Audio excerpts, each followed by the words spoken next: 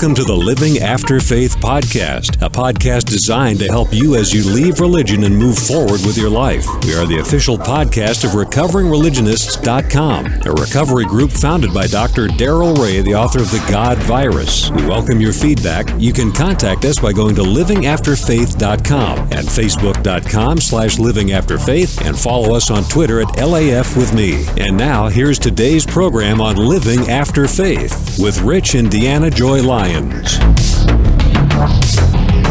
Rich Lyons. And I'm Deanna Joy Lyons. Come laugh with me. Today we are talking to our good friend, Dr. Darrel Ray, author of The God Virus, and coming very, very soon, Sex and God. Ooh, sex. Yeah, this is a great book. We'll talk about this in just a minute. But first, we want to talk about what's going on with recovering from religion. There's been big changes lately. You hired a new director. Well, first of all, thanks for having me on. And I really always enjoy talking to you guys. But hired is probably an overstatement. Jerry DeWitt started back in, I believe it was October, and he's doing a super job, but it doesn't pay anything. So he found somebody, Sarah Moorhead, to help him. Sarah's in Omaha and Jerry's in Louisiana. So the two of them have taken over RR from me, and they've done more in the last 3 months than I probably did in the last 2 years. They're just firecrackers, and they really are doing some huge changes. We've got a brand new website up with lots of different resources, and Jerry's starting to travel around the country and talk. He's gone to Baton Rouge, he's gone to Dallas a couple times, he's gone to Houston a couple times, and he'll be in Kansas City here in about a week and a half. Awesome. And he's going to be in Little Rock, he's going to be in Fayetteville. So we're putting him on the road, talking about stuff. You know, I automatically love Jerry because he's Pentecostal. He's, I think, 25 years in the ministry. Yes, right. I think he beats your record, doesn't he? He does. And, you know, the guy is just awesome. He totally has that, you find it pretty common in some of the Pentecostal preachers that they are go-getters, they are move it, make it happen now kind of people. Enthusiastic, lots of like personality and strong energy. Totally contagious. He makes you want to be part of what he's doing. Yeah, I'm almost thinking, dang, who am I? I'm just sitting around watching he and Sarah. Now, we have to give Sarah a lot of credit. She has put her heart and soul into this thing, and she's kind of the behind-the-scenes person, and I don't want her to get lost in all that. I think Jerry would agree with me that she has more than contributed her share to the whole process. Yeah, she's really got that like organizational and writing, and she's the tech person on the website, isn't she? Yes. Yeah, she's putting in she's done a lot. Tons and tons of work. She is rocking it. One of the things I like about Jerry and Sarah handling this the way they are, Jerry is the charismatic go-getter, stir up enthusiasm, get people pumped up and moving, and you just catch the hope and the fire, for lack of a non-religious word. But what you need behind that is you need someone who's incredibly well organized and can catch all the pieces as they fling out of the fire and figure out the right place to put them and handle them and that kind of thing. And Sarah is exceptional at that. I mean, we had a 2-hour conversation with them working on things we're doing, coordinating with what they're doing. And it was Sarah who kept, the whole track of things and the order of things. And when we were done, we had a nice little presentation of what we discussed and who we decided it was just awesome. And the two of them are going to be phenomenal in recovering from religion. They are really... I don't know if he told you, probably did. We are now 501c3 incorporation. Yes. And we have a board of directors, 5 people. Atheist Richard Haynes is on the board of Atheist Nexus, and Nate Phelps is on the board as well. So we have I think a very good board who, Richard Haynes was a Pentecostal preacher too. Yeah, I knew he was. I told you I knew that name. You told me. I'm the minority in this group. I've never been a Pentecostal anything. So, Yep. Me too. Talking about that, the main thing I wanted to make sure about is that we have had more inquiries for new groups to start up since Jerry started than in the last few months than we did the last couple of years. So it's showing some results, and he is really getting the word out and getting people excited about starting groups. And supporting people who are trying to leave religion. We're going to have him on in a few episodes. He wanted to wait a little bit before he came on with us. But when someone wants to start up a group, can you kind of give us a click here, call there? What do you do? Go to recoveringfromreligion.org, and there's a menu item there that'll give you some tips, and you can always contact Jerry or Sarah, and they'll get the information to you, and they'll help you. They'll do all sorts of stuff. Sarah will actually put up a Facebook page for you. I mean, It's your page, but she will put it up for you if you want to create a group. And so, yeah, there's lots of support. These folks really know what they're doing. And as a result of that, we're going to get, I think, a lot more online membership. Not every place has got a meeting, and not every place needs a meeting or has enough people for a meeting.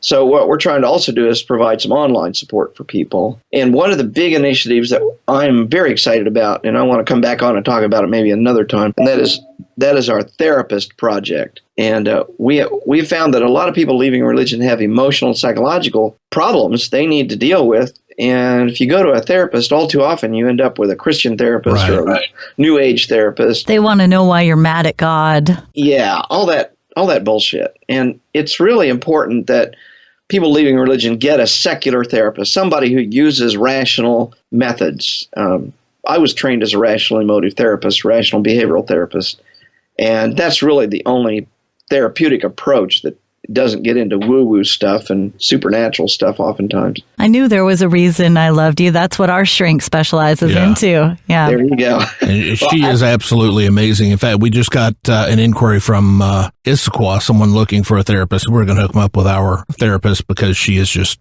phenomenal at dealing with this stuff. So are you going to have a directory where people can go to? Yes, that's exactly what we're doing. Han Hills in North Carolina is helping us put together the database process, and you'll be able to go. A therapist or a person will be able to go online and register as a secular therapist. We'll vet them a little bit, and also just regular people could go online and say, "I'm looking for a therapist." Now we are way far from having that capability, but in terms of the numbers of therapists and people, but we do have the infrastructure almost ready. We're going to roll that out in the next week or two, probably. That's awesome. Very cool. That's a lot similar to what Vicki Garrison's doing with the Take Heart Project. Is they're creating a site and kind of a network and some information for therapists and for people looking for therapists of what they can kind of tell their therapist they've been through, how to kind of describe those patriarchal, abusive religious systems, and also resources for the therapist to see what kind of things that they need to be aware of that could be issues with the person seeking therapy. Absolutely. So, yeah, this is a big dovetail right here. I think we should all be best friends and work on stuff together. Well, we already do. Well, and I think we need to know what she's doing. She needs to know what we're doing, and probably hook up in some formal way as well. Absolutely. I wasn't even aware of what you just mentioned. Yeah, it's kind of still working up. Yeah. Well, we might be able to join in such a way that won't be reinventing the wheel. That's a good idea. Yeah. So, Reason Rally. You guys gonna be there, right?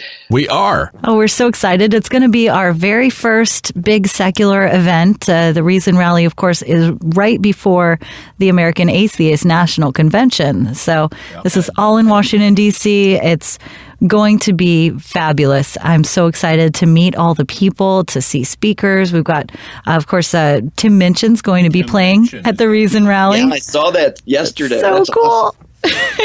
I'm loving that. Yep. Yeah. Bad Religion will be playing. They've got, comedy, and Richard Dawkins will speak. And there's other also atheists. been an open invitation to CeeLo Green to come and sing the song Right. Yep, the song Imagine. Who knows if he'll do it or not, but that'll be fun. That would be awesome. Guaranteed no. I'll put money on it. He was hedging his bets anyway with that. Right. He was a little stubborn. One of the speakers there is going to be Darrel Ray. I won't be speaking at Reason Rally. I'll be speaking at the American Atheist Convention. In my brain, they're one thing, so I need to separate those. Okay, well, they may be for you, but yeah, I don't want to confuse the two because Reason Rally is an umbrella thing, and I think we need to keep that real clear. It's not any one group. It's all groups together. And I am super supportive of this. I think this is just so cool to have all the secular groups coming together for something like this. So tell us about it. What is going to be there? If someone's listening to this podcast, they're recently making the struggle and they think, why would someone who's just become an atheist want to come and participate in Reason Rally? What's the Darrel Ray response? Well, you're going to get to hear some of the most interesting, most intelligent people on the planet. You're going to hear some great music and see some good comedy. But you're going to also get to interact and interface with a lot of people who've gone through the same thing you have. And one of the things that we're really working hard, Jerry is working hard on with Sarah, is putting together materials that we can literally give people as they come up and say, if you're recovering from religion, here's things you can do and people you can contact. We're going to use this, come out wherever you are. So oh, yes. If you're leaving religion, then come out and tell people you are. And we want to be there to help you as recovering from religion. Can I give people a clue? Go for it, yeah. Look for the pink hats. That's right. You see someone wearing a pink hat just casually, it's not like come down in front of the church and pray kind of thing. Find someone with a pink hat, tap them on the shoulder and say, hey, I understand you've got some material that may help me. Yeah. And that will get you started. Yeah, we are not going to be pushing things under people's noses. We are not Jehovah's Witnesses. We don't even want to look like them.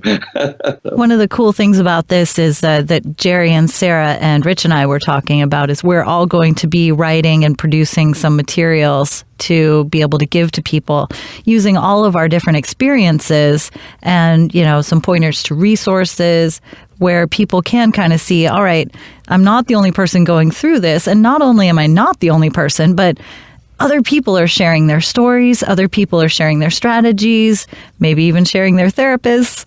And we can all kind of, benefit from all of our experiences put together. Yes, right. This alliance, I don't even like the word alliance hardly because it's much closer than an alliance. I mean, we're almost walking together in this whole process. Yeah. We're helping people in ways that we needed help in. We know what we're doing. One of the things that David Silverman said on the episode where we spoke with him the first time we spoke to him, one of the things he said is the most important thing someone who's coming out can do is go to an all-secular event and just experience the feeling of being in a room and realizing none of these people believe in witchcraft. None of these people believe in God or gods, that I am not alone.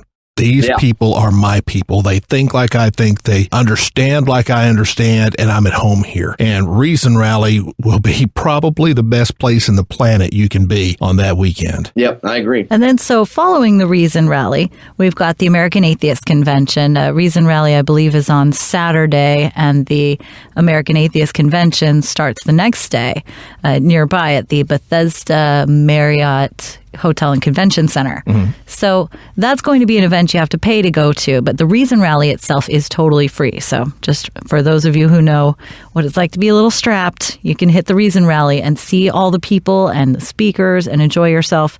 The American Atheist Convention the next couple of days will feature our good friend, Dr. Darrel Ray speaking, and Jerry DeWitt as well.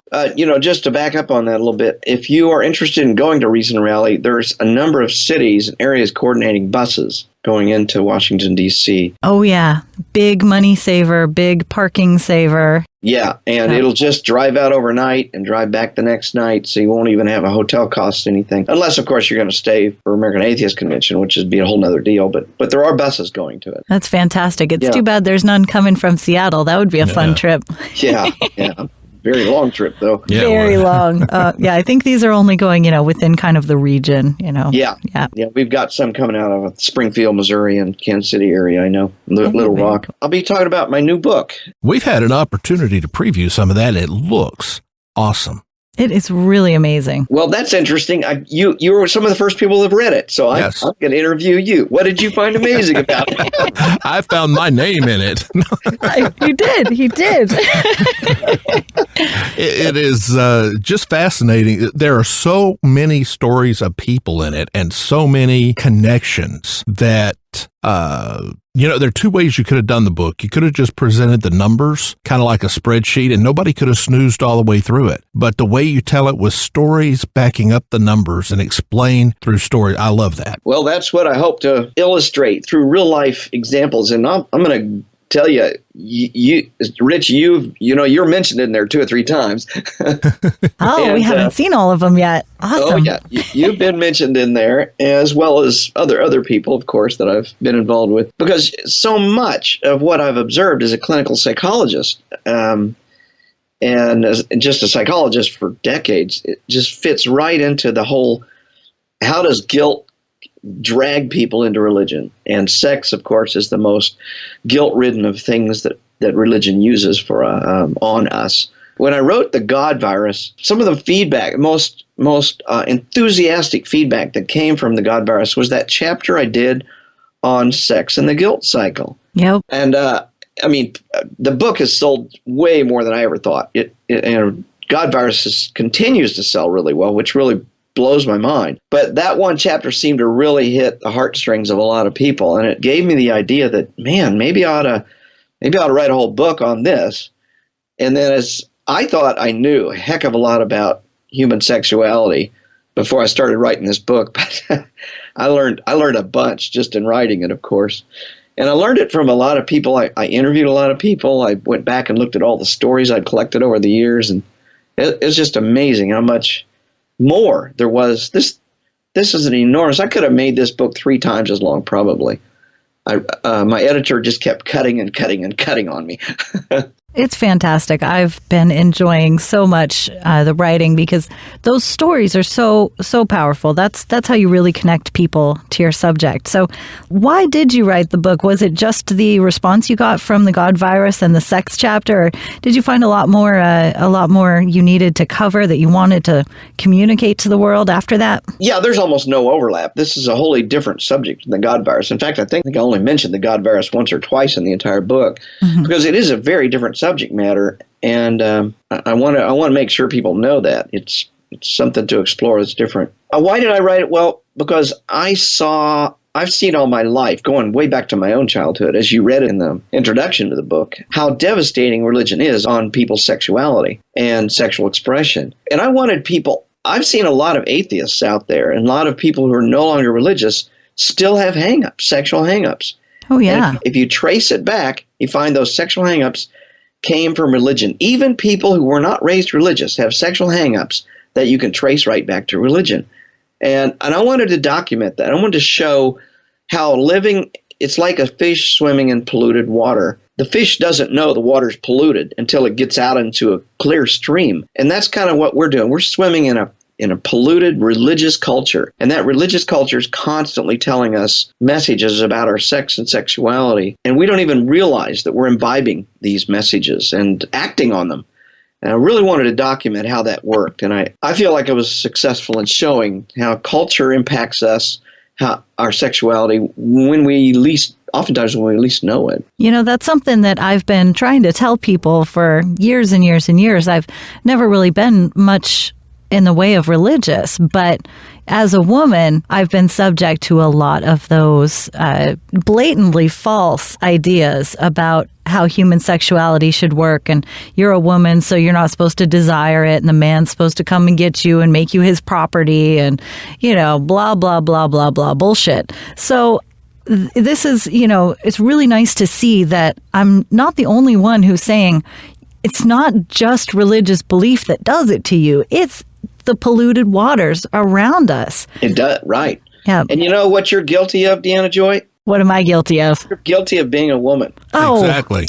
Damn it. That's just, I was reading on the internet the other day, and the question was asked, what do you call a woman who likes to have lots of sex? The answer is her name. There you go. I like that. I love that. And the second answer he gave was Deanna Joy. You ain't complaining, you's bragging. That's right. That's what all the patriarchal religions do. And by that, I include Buddhism as patriarchal, despite their protestations, and Hinduism, and you name it. There's almost virtually every major religion. Well, all the major religions are patriarchal. And, they basically say women are guilty of being women. And that's just a horrendous message. And whether you're religious or not, you're getting that message. I mean, all you have to do is watch Michelle Bachmann or Rick Santorum and the political debates that are going on right now. You're You're being told that you should be submissive and subjected to your husband, even, by the political debates. It's everywhere. You can't escape it. Mm-hmm. And, especially those religious messages from, the Bachmans and Santorums of the world.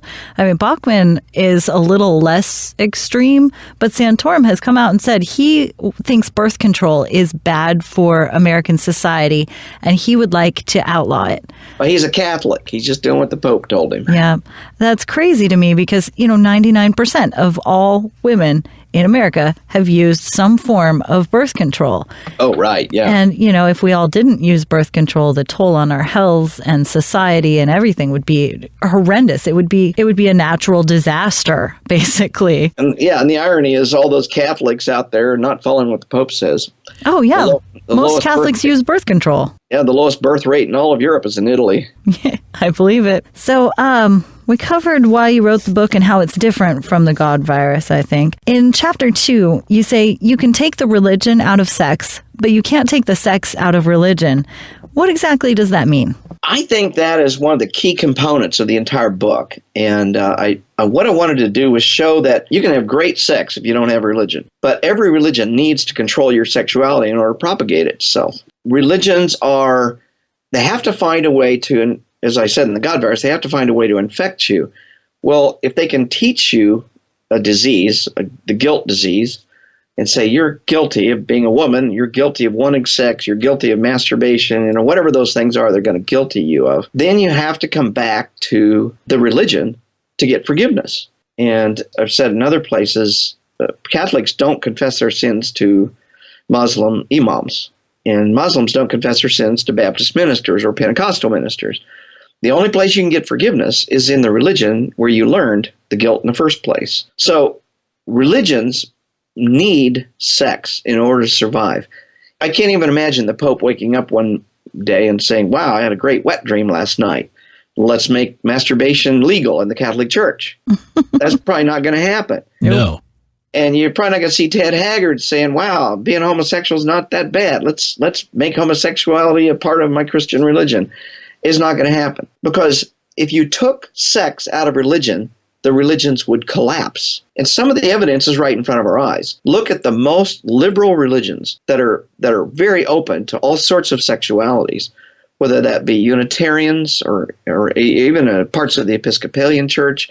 Every place that you see that happening, those churches are dying. They're not growing. Mm-hmm. They're losing members. Without sex, without the guilt around sex, religions have a hard time propagating themselves.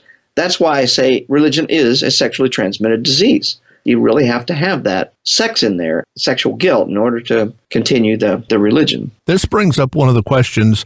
We put the fact that we were going to be talking to you on the Facebook wall and told people, ask us some questions, give us some questions to ask you. And one question that came up several times, what is an atheist supposed to, if you separate religion and sex with what you're talking about here, what are we supposed to holler out at the moment of impact when we're having sex if we can't say, oh, God, oh, God? But you can holler out, oh, Einstein or oh, Darwin. How's that? I love that. That's great. I was thinking her name again, but she might get miffed if you say, her name. I just still say, oh, God. I think I've been programmed into it. But, most of my adult life, especially while I was sledding around, I avoided saying people's names while we were in the throes of things because I thought, what if I called him the guy's name I was with the other day? That would be tough. That might offend him a little bit. So I just always refrain from names. And in fact, it's still difficult for me to even say, hey, Rich, what are you doing? Because I'd be using a name, and I don't do that. But you've never had to ask me what oh, you're not talking about during sex. No. Conversationally, it applies too. Yeah. It's funny you mention it being a sexually transmitted disease. I was thinking of chapter 23, the What's Love Got to Do with It, where you mentioned how Rich had gotten imprisoned in the Pentecostal thing by the missionary dating, the friendship dating, where Right. Literally, it wasn't actually sexually transmitted. In his case, unlike the examples in your book, they weren't having sexual activity, before marriage and then, trapped into it and gone. But that in that religion, it was, if you just wait a little longer, baby, until we're married, it's going to be so nice. Yes. And, that bait in the trap, next thing you know, there you go. That pattern jumped out at me a few years ago. I was thinking, how are perfectly rational people sucked into religious stuff? And that story I tell in the book about the Mormon guy who had a master's degree and several different patents to his name. The guy's an incredible scientist and gets sucked into Mormonism. Right. And then he woke up one day and started reading the Book of Mormon and the Bible and realized, man, how did I get sucked into one of the craziest cults on the planet? And those were his very words. Mm-hmm. And I got to thinking, well, how is that possible? What's going on there? And that's why I wrote the chapter on the Jesus trap. Of course, it applies to any religion because all religions use it, but it's a bait and switch. Boy, when you get married, the sex is going to be great. The problem is the people who are baiting you and getting you into it haven't had sex in the first place. Or if they have, they're horribly infected by this guilt that even when they're doing it under legitimate circumstances, they're still not supposed to enjoy it. They're not supposed to have sex in a manner that is pleasurable. It's still buried deep down inside that it's kind of what you do to make children to please your God. Yes, right. And the fact of the matter is most religions talk about procreation as the reason for sexuality. Oh yeah. But as you saw in the book, I really do a lot of I hope people find it interesting, but look at the biology. Look at other primates and look at how other species have sex. And I spent about 3 chapters looking at those kinds of things in the book.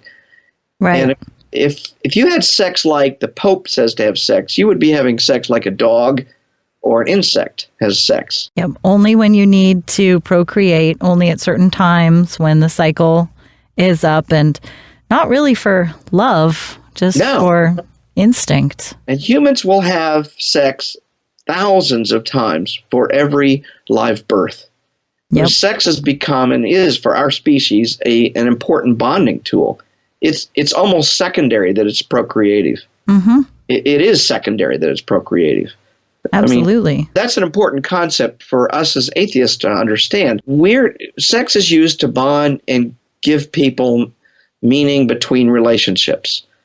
And if we understand it that way, then we can enjoy sex more. We don't have to feel guilty about what we like or don't like. And I wanted to get the message out to atheists and to non-believers of any kind, whether you call yourself an atheist, agnostic, or whatever, that you need to look inside yourself and see what kind of programming you've imbibed, accidentally even, and deal with that. I spent about the last 5 chapters talking about, well, how do you deal with this stuff? And in the central core of the book, in the middle part of the book, I talk about the biology and who are we as humans? What is our biology? What is our sexuality? There's some new books that have come out just recently, Sex at Dawn. Oh, yeah. I love that book. And I'm just so happy to report Christopher Ryan has endorsed Sex and God. Oh, that's wonderful. Yeah, he's on the back cover of the book. He'll be on the back cover. And then another book, The Myth of Monogamy by David Barash and Judith Lipton, he's endorsed our book too. So we've got some great endorsements from other people who are experts in human sexuality and anthropology and psychology. All of those people are psychologists or anthropologists. That's fantastic. I haven't had a chance to read Sex at Dawn, but I've read a lot about Sex at Dawn thanks to Dan Savage, who's a huge fan of that book. He's talked about it a million times on his blog and podcasts. And, I think he's got it right that, what you said is the bonobo society is female-led. Yes. They tend to have the power in the relationships. And the whole society itself is more free from, sexual possessiveness, those things that we could construe as jealous. That it's more peaceful as far as and more promiscuous, but like in a fun promiscuous way, not like a, I have 6 wives because I'm God kind of thing. Yeah, no, well, they don't even mate in that situation, in that configuration. Their bonobos are very open about their sexuality. But there actually are human societies. There are human societies now and have been human societies in the past that look more like the bonobos than what our Christian friends would like to admit. That's why I looked at chimpanzees and gorillas and bonobos and orangutans, and I looked at a wide number of other species, including ducks. Oh, no! What was that? I'm a duck! Well, one of the most fascinating parts of the whole book, I think, is the evolutionary part around sex organ evolution. The sex organs actually evolve faster than any other part of a species. And that's why the Lamarck, the great biologist and classification specialist back in the 1700s, was able to classify flowers by their pistil stamens and, what's the other thing? I'm not a biologist, obviously, because flowers are all... Labia. No. Close. But flowers are evolving, but flowers are the sex organs of many kinds of plants. Well, of course, humans and other species have their own sex organs, and every species seems to have a uniquely shaped and formed sex organ, both the males and the females. And what we don't realize is female sex organs are very much changing and modifying and evolving, just like male sex organs are. And one of the things I found fascinating when I was years ago, when I was first looking at some of the evolutionary stuff, was why is the human penis shaped the way it is? Mm-hmm. And if you compare the human, and I talk about this in the book, if you compare the human penis to the bonobo penis or the chimpanzee penis or the gorilla penis, ours is shaped very differently. So what's going on there? Something else is happening, and I won't spoil it by telling you what's going on. But is it that the primates don't circumcise? No, it has nothing to do with circumcision. If you just hold your index finger out straight, okay, that's the way a chimpanzee's penis looks. Oh, that's the way a bonobo's penis looks. Poor little chimpanzee females. Well, yeah. And a bonobo's sex might last 15 seconds, and a chimp's sex may last 25 seconds or so. They get it over pretty fast. Well, I'm closer to a chimp than a bonobo, I'll say that. I'm a lucky woman. Well, so we have to ask several questions. Why is human penis shaped the way it is? Right. Why does human coitus sex, why does it go so long? Because we can have sex a lot longer than almost any other species. And there's a reason for that. What's the reason? You want me to tell here on air? You want me to give it away? Well, if you want to save it for the book, that's okay. But No, there are hundreds of facts and ideas in the book that are just as interesting as this. But I've already got the book and I'm ready to go out and buy it. Well, if you look at the human penis, it actually is shaped like a pump, unlike other species. But there are some species that literally pump the semen out of the females because there's probably somebody else been there. So, right. So a group of biologists in Manchester, England, Robin Baker and his team, looked at how the human penis functions inside the vagina. And what he found was the human penis will pump semen out of the vagina. Now, why would pushes through, and then that lip kind of pulls back? Precisely. Gotcha. If you put semen in a vagina, a male penis can pump out 80% of that in the course of intercourse, 5 to 9 or 10 minutes. So, in that 5 to 10, why we have long intercourse appears to be to pump out somebody else's semen. It's pretty clear throughout history that women have reproduced, 80% of women have reproduced, but only 40% of men have reproduced. This is across thousands, millions of years, actually. And it may sound crazy if you look at the way we produce today. It may sound funny, but you got to remember in our history, men were dying much earlier and much quicker. Warriors, hunters in a hunter-gatherer tribe, young boys and babies are more susceptible to disease. Boys don't have as good immune systems. So a lot of males were dying before they could reproduce. So as a result, twice as many women have actually reproduced as men. It's so interesting. I didn't know that. So it's too much to go to it in a podcast. But I'm not going into that to teach biology. I'm going into that to show people. I'm going into the biology to show how religion distorts our sexuality. And I'm really trying to explore in the book, what is the basis of our sexuality? And one of the bases, of course, is our biology. Another basis is our psychology. Another basis is our culture. So you can't just look at one piece and say, well, that's our sexuality. You could say that about an insect or even a mammal, but probably not the primates, because the primates seem to have cultural and psychological influences over their sexuality that lower animals don't. So I've never seen anybody write a book like this, and that's part of the reason I wrote this book. I said, in my research for this book, I figured, well, there's got to have been some other people who wrote about sex and religion and how they interact.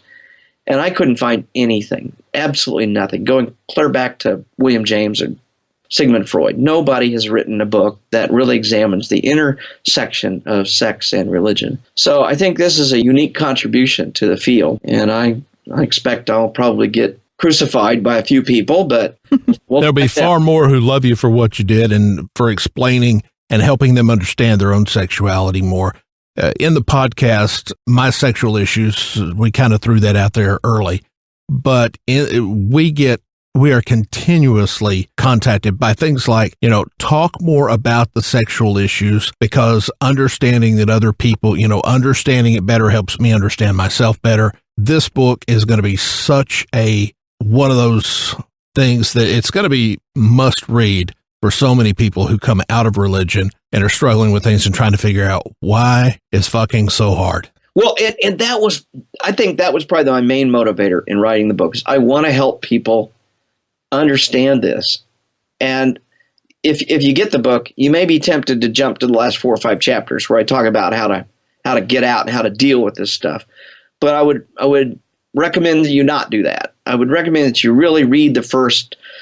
I divided it into 5 sections, but really read the first 4 sections so you understand the basis of your own sexuality, because there's some concepts in there that will help you deal with stuff much better, I think. And then in the last section 5, you'll find the answers. I mean, I would almost, I'm going to go out on a limb here. I could almost guarantee if you're formerly religious and you read this book, you're going to walk away with a different view of your sexuality, a very practical view of your sexuality that will liberate you in some ways you might not have even dreamed of before.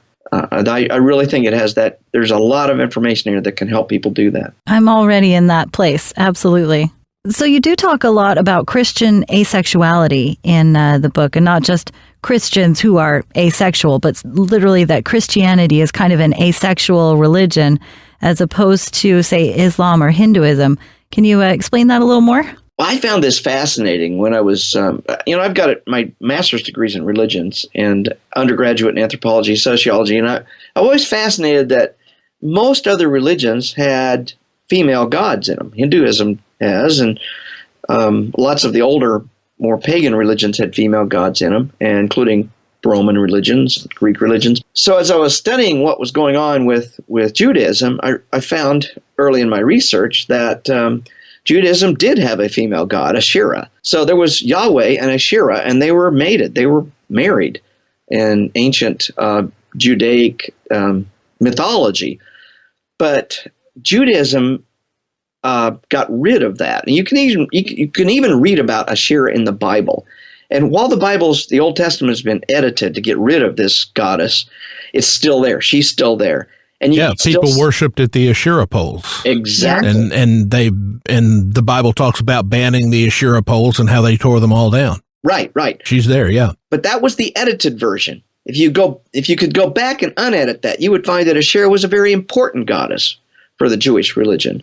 And she was also a goddess for many other religions in the area. Judaism just got rid of her. Now, if you think about it, once you get rid of the female side of a religion, then all you have is the male. God, no matter whether you call him Yahweh or Jesus or the Holy Spirit, or it doesn't matter now whether you're Christian or Judaism, is an asexual creature. Can you imagine, did Jesus masturbate? Did Jesus have sex with Well, he was women? A fisherman and he was a master. Well, he wasn't a fisherman, but I'm trying to get to master and baiting, but I missed it. You missed it. Bad joke, Rich. So the religion of Christianity is especially asexual.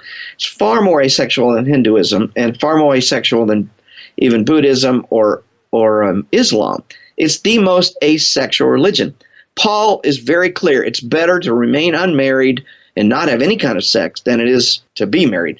But he says, in Corinthians, it's better to be married than to burn. So his preference is clearly for asexuality. If you look at Mary, according to most Christians, never had sex before she had Jesus. If we were to say that Mary was, in fact, impregnated by a human, then that makes her a sexual creature.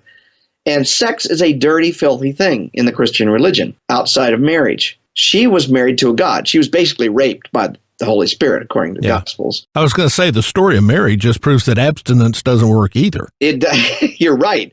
I really think, and I say this in the book, that Mary was a sexually active adolescent, and she conned the adults into believing their story. But the fact is, Mary is an asexual creature, and she is for all Christians, and for Catholics, she remains an asexual creature. She's like the opposite of not sexual, but like so not sexual that she's the most pure thing that ever could be. Like, I don't even know how that's possible, but you can't just call her like a virgin. You know, they consider her like more innocent than that, more. It's hard to describe, but yeah, it's really odd. Wasn't she married to Joseph or a spouse, engaged? Yeah. Oh, engaged to Joseph. I see. Okay. Supposedly, and they got married because it says later, Joseph. So they were married. But that's just one of the things. So we got Yahweh is asexual, Jesus is asexual, Mary is asexual. Paul talks about not having sex. Then you got 12 apostles, and at most 2 of them probably were married. Peter and can't remember the other ones. Probably married, but all their spouses disappear. All their children disappear. Where are the references? If you go to Mormonism, if you go to Islam, you'll find that the children and grandchildren of the founders, whether those be the disciples, apostles, or whether, are there, but not in Christianity. And I bounced this off. This is a theory I've had for years. I bounced this off Richard Carrier, and he helped me with that. And he reviewed that particular chapter, and he thinks it's just as strange as I do, that all these people disappeared. Where are the children of the Apostle Paul? He says he's unmarried, but that's really very unlikely that he was never married, because he was a high official in the Jewish religion, a Pharisee. So those people had to be married in order to achieve that position. Now, his wife may have died, but he probably had children. Certainly Titus and Timothy and any of these other people in the Bible had children and wives, and those all disappeared. Why did they disappear? Because the Christian church cannot look at sexuality. If they had children, they were sexual creatures. Most of the saints in the Catholic Church are pretty asexual. It's pretty rare to have one that was actually married and had children. Joan of Arc was a virgin. I remember that story specifically. Right. Yep. So over and over again, Christianity has such a fixation on no sex. Sex is evil. Whereas you look at Islam, Muhammad gives lessons in how to have sex in the Quran. With a 13-year-old. Yeah, well, 9-year-old. He married a 9-year-old. That 9, But in Hinduism, there's a Kama Sutra that's, of course, out of favor now with conservative Hinduism, but still there's a lot of sexuality in those religions, whereas Christianity is pretty much the only asexual religion. Even Mormonism was not asexual until recently.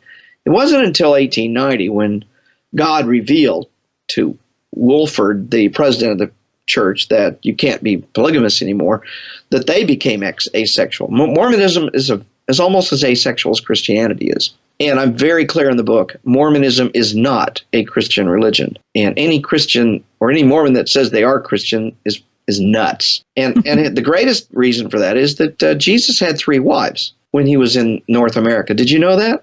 Oh. Yeah, Jesus. Well, that's after the Bible was written, right? Well, Jesus had 3 wives when he came. When he came to the United States, to North America, he lived here and taught, and during that time, he had 3 wives. Well, he was 33 years old by that time, so it's about time he got laid. Yeah, no, I agree. Seriously. So I don't know too, and the Mormons don't believe in the Trinity. There's a lot of things the Mormons don't believe in. Well, in order to even be a Christian, according to most definitions of Christianity, you have to believe in the Trinity. Well, Pentecostals don't. Yeah, I don't think you guys are Christians either. No, I will agree. I will say it's a cult and not part of but their oneness, which is essentially denies the Trinity. But anyway, go ahead. That's digression. Well, I went into detail on that because I want to help people explore the whole spectrum of sexuality and religion. And I was just blown away as I was writing the book, just how big this topic is.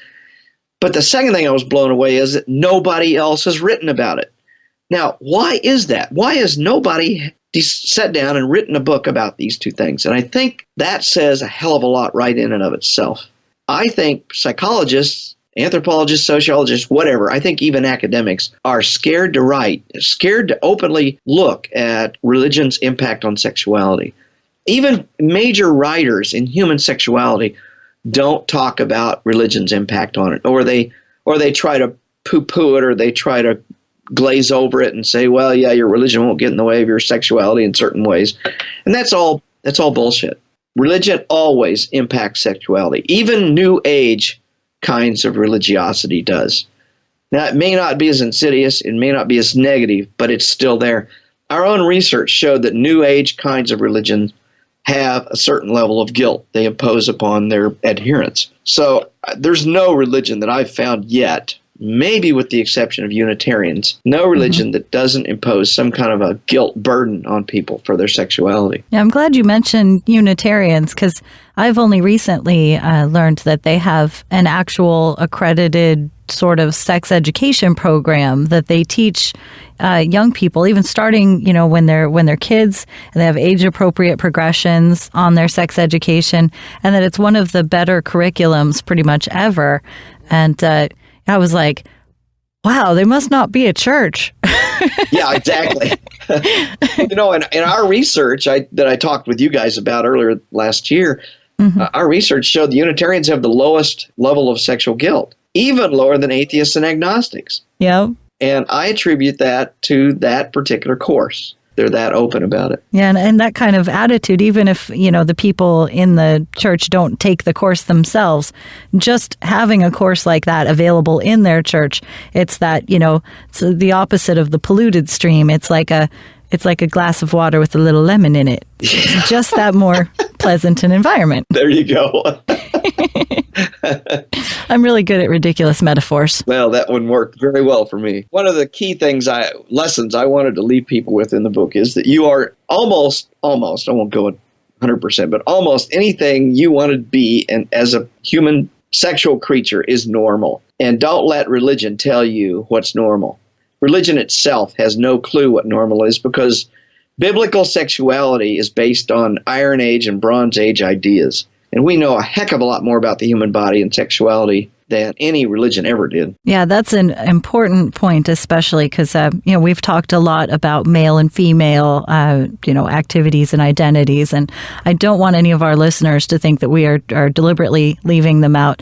Any sexual identity, any gender identity, any sexual expressions, any orientations, they're all in this range of normal. And don't let people tell you that, because you're this, that you're not allowed to be that. And because you do this, you can't say that, whatever. You are perfect just the way you are. And religion really, really messes with people. I mean, when you look at insults in our culture that are directed at men, they're always insults in order to feminize them.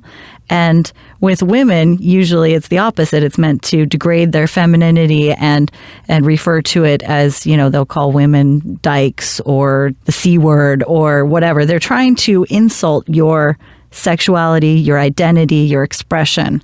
And that's, another way of controlling people is these ideas are around us everywhere. Yeah. You don't have to tell somebody that if I call a man a pussy, that means that I'm, comparing him to a woman. You don't need to explain that. No. What it is it's a gender policing that takes place. And I think that's another insidious part of the religious thing is that everybody must conform to men are this, women are that, and nothing else exists. Religion tries to put us into a one-size-fits-all box. And that's several. I try to give several different ways to look at sexuality, and won't go into detail here. But the whole concept of social sexual orientation, I spend a whole chapter talking about that, and how does that relate to our genetic predispositions, and where does monogamy fall within our species? There's no evidence our species was ever monogamous. In this day, it's not monogamous. No. Right. And yet religions beat it into our heads that we're supposed to be monogamous. And that's a one size fits all. Yes, some people may want to be monogamous. But I want to be clear about the definition of monogamous. And when you tell people, here's the definition that Jesus had of monogamy, they realize that most Christians are not monogamous. I mean, one partner for life. That's what you get if you're truly a Christian. It's absolutely right. I back that up. Yeah. Preached that for 20 years. Yeah. Now, most people I know are serially monogamous, and I wonder how much of that stems from the guilt. I want to change that. I'm going to challenge you on that one, Deanna Joy. All right. You are not serially monogamous. That's an oxymoron. I guess so, yeah. You are polygamous. Is the minute you have a second sex partner, you're no longer monogamous, period. Well, shit, I've been polygamous since I was 13. Right. Yay, me. And I want to challenge people on that one. That's kind of a pet peeve of mine. This whole idea of serial monogamy is nothing but bullshit. You admit to yourself you've had multiple sex partners, which means you're not monogamous. Now, Gotcha. Whether you had them at the same time or not is another question. I mean, this whole idea, for example, in the Christian world of becoming a new virgin, of reclaiming your virginity. That's totally not biblical. No, I know, but they're trying to do that. Oh, well, yeah. If you buy into this serial monogamy thing, it's the same thing as saying I'm reclaiming my virginity. You're not. You are not monogamous. You've got another sex partner that makes you polygamous, or not polygamous, polygynous or polyandrous, depending upon your male or female. Those are technical terms we won't define right here. But go into some detail in the book about it. So let's start talking, and let's not let people get by with this serial monogamy bullshit, because you're not monogamous unless you've only had one sex partner your whole life. So what is the word for it then? What do we call that? Polyandrous. Polyandrous then? Polyamorous? Polyamorous, right. Yeah. Or, I don't care what you call it, but don't call it serial monogamy. That's good. Yeah. That is very good. So well, let's tell where we can get the book, because we're kind of long here. And I think our listeners are probably ready to go out and buy the book. Well, I hope they do, and it's supposed to be. It will be released around January 20th of this month, January 2012. It may be a day or two either way. We're not positive when it'll actually get out. But I would love it if people would get online and do a pre-order on Amazon. They can get on Amazon, just Google or search for "Sex and God," and it'll come right up. And pre-order it, because that will help us convince Amazon that it's. They need to stock more of them. We'll pray for you. Well, yeah. I'll do better than that. I'll buy a book and recommend it. Oh, even better. You mean do something concrete in the real world? Oh, wow. Whoa. God damn, this boy surprises me. On that note of prayer, you should, if you haven't already, you should go on YouTube, on my channel, or just Google it in, the Pastafarian sex prayer. Have you seen the Pastafarian sex prayer? Yes. Okay. Yes. I've been praying that prayer everywhere I go, and it gets amazing response from the audience. I prayed it at Skepticon with about a dozen other people. You can see that on YouTube too.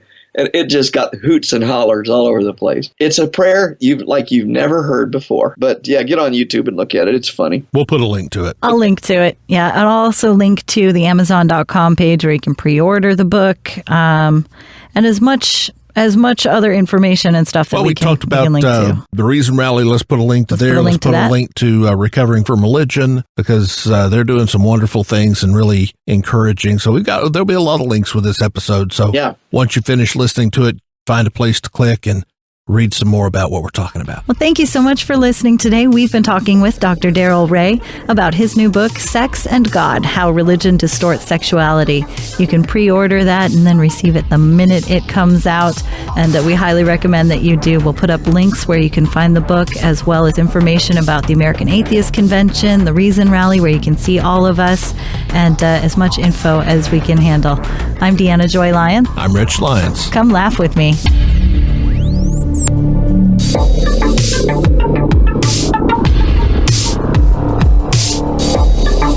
Thank you for listening to the Living After Faith podcast with Rich and Deanna Joy Lyons. Living After Faith is a podcast designed to help you as you leave religion and move forward with your life. We are the official podcast of RecoveringReligionists.com, a recovery group founded by Dr. Darrel Ray, the author of The God Virus. The music for this show is provided by Morrison's Prophecy. See livingafterfaith.com for a link to more music from Morrison's Prophecy. We welcome your feedback, and you can find phone numbers and email addresses at livingafterfaith.com livingafterfaith.com, at facebook.com/livingafterfaith, and follow us on Twitter at LAF with me.